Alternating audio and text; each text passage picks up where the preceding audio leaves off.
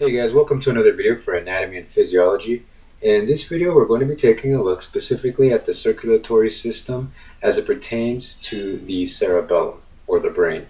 So we're taking a look at what feeds the brain blood, what keeps it oxygenated. And so to do that, let me just back up a little bit so we can get a little bit of perspective as to what we're going to be talking about. And essentially, again, the blood, we know it's getting pumped through the heart, and it's going to go up, right, against gravity into the brain.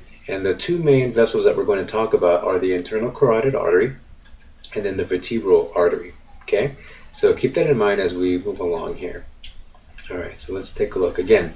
So we're looking at what's called the circle of Willis, and that's highlighted right there. Okay, so this again is what feeds the brain blood.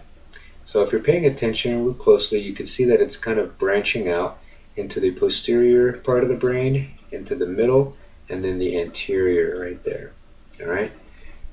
Okay, so here are the branches. So it branches out throughout the entire brain. About 80% of the brain is fed through these main vessels. Now, one of the funny things about this is that actually not everybody has a full circle of Willis. There might be some of the vessels that aren't present, but for the most part, of course, everybody has all the vessels needed to supply the brain with blood, but they don't all look exactly the same, depending on your genetics. Okay, and one of the important things to think about here, to consider this network of vessels that we're looking at. Consider driving into a city. All major cities have highway systems that interchange with each other, and they surround cities.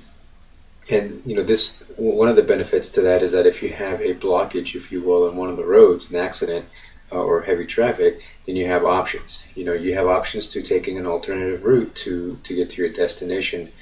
Similarly, with the brain, you have a network of vessels that are feeding the brain blood. So if you have a stoppage, like a stroke or a brain hemorrhage of some sort, then the blood could take alternative routes. And as you can see here, the circle of Willis, you're going to notice that there are interconnecting vessels that connect the posterior side to the anterior side, the posterior network and the anterior network of blood vessels. So they're all interconnected. If you can't get through one way, then you will another. So let's go ahead and jump in. So as I mentioned before, we're looking at one of the two main vessels that are going up into the brain, superior in the direction towards the brain. We have the internal carotid. Okay, let me zoom out a little bit. And then we also have the vertebral, the vertebral arteries, right?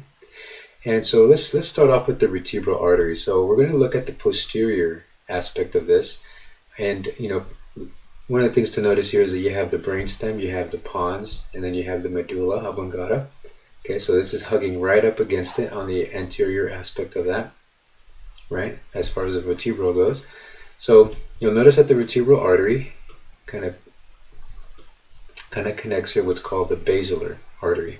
All right, so let's highlight the whole basilar, because there's a left side and a right side. So that's the basilar artery that's just in front of the pons. Okay, and this feeds the cerebellum. Okay, so let me highlight the vessels that basically envelop the cerebellum and feed it oxygenated blood. Okay, so again, the basilar branches out and envelops the cerebellum. Okay, and then as you notice, it continues up. Okay, it continues up, and this is called the posterior cerebral artery. Okay, and this is the left side to be specific. But here, let me highlight. Actually, let me back up a little bit. So here's the here it is. So here's the posterior cerebral artery. Again, so for all of these, all of these arteries that we're discussing, they go left and right. Keep that in mind, okay? So as you can see here, it's called the posterior because, of course, it's the most posterior aspect of this system, and we're going to follow this and see where what it feeds. Okay. So here we go. So here are the branches that proceed from the posterior artery. Okay, and as you can see here, they're feeding the occipital and part of the parietal part of the brain, right?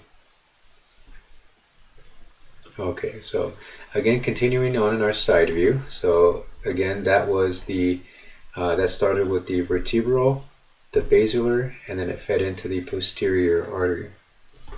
All right, so now let's zoom in real carefully here. So that was the posterior aspect, right? Okay, one of the things that I want you to notice right here as we zoom in, okay, so here's our pituitary gland and here's our optic chiasm. Okay, and that's going to lead into the optic nerve and to the eyes. Okay, so again, here's our posterior cerebral artery, right? And it went on the back of the brain and it feeds the occipital. Now, I mentioned before that these are interconnected, right? So the posterior arterial system is connected to the anterior, and you'll see that in just a second. So you see this little guy right there? Oops, sorry. Okay, this is called the posterior communicating artery. Okay, communication, right? Kind of self-explanatory for the most part. So that's connecting the posterior to the anterior. Okay, now actually it's not just the anterior, but it's also the middle. So again, let's zoom in on that part real quick. So this is a posterior communicating. Now, this is connected to the anterior. Let's zoom out a little bit so you can see that. So here we are again, the anterior. This is the carotid artery, right? And it's going up. So this is the carotid artery. And then zooming in. Okay, so this is on our left side of the pituitary gland, so the carotid artery again. I know I'm kind of repeating myself, but this is important to kind of get the orientation down, because if you understand the orientation, then you're not really having to memorize this. You can just kind of understand what's happening there. So similarly to understanding where you're going in a new city. The quicker you understand the way the system works, the faster you are able to navigate your way around a city, as opposed to having to memorize things. So again, here's the carotid, right? Now this junction is very crucial. And zoom into that junction there. So again, this is the posterior communicating, and then this junction right here is crucial because we have three branches, as you can see here. This one right here. This is our middle cerebral artery, and then this one is going to be our anterior. Yes. Okay, and now you're noticing that there's another one there that I didn't really talk about, and that's this one. This is the ophthalmic. Okay, technically this ophthalmic artery is not a part of the circle of Willis, even though it is an artery and it's important. It goes into the ophthalmic part of the brain, right? So we're going to highlight again the middle and then the anterior. So just branching out a little bit. Let's back out just a pinch. So what was I looking for? That was the middle, right? So that's the middle branch. Right, that's the middle branch, and let's look at what exactly it is, where else it expands to. Okay, so this is the middle cerebral artery. Now, as you can see here, that middle cerebral artery is pretty important as far as what the amount of surface area that it covers. It's covering the parietal, okay, and large parts of the frontal lobe as well, and the temporal lobes of the brain. So it feeds quite a bit. All right, so that was the middle. Right, and of course now we have the anterior. So the cerebral arterial circle, or the circle of Willis, the three main parts are the posterior, the middle, and the anterior cerebral arteries. And now we're looking at the last one. So here's the anterior, and then here's the right side of the anterior cerebral segment, and then look at what it branches out into. Okay, so if you can get a sagittal cut there, okay, you can see that it feeds the sagittal part of the brain. Okay, and it basically covers everything. So that's the anterior cerebral artery. This is the middle cerebral artery branches, and the posterior, and then you have the cerebral, the cerebellum. Okay. Let me see if there's anything that I'm missing. No, don't think so. Okay, so actually, no, yeah, I think, actually, no, one more thing I didn't mention. I did mention the posterior communicating artery, right, that connects the posterior to the anterior. One thing I did not mention was the anterior communicating artery. See? So that little branch right there, that this is what's called an anastomosis. Okay, anastomosis is basically a noun that means connecting. Okay, so interconnecting. So this is an anastomosis of the anterior communicating artery, meaning that this is the part, this is the branch that's connecting the left to the right. Okay, and of course I've already mentioned the basilar.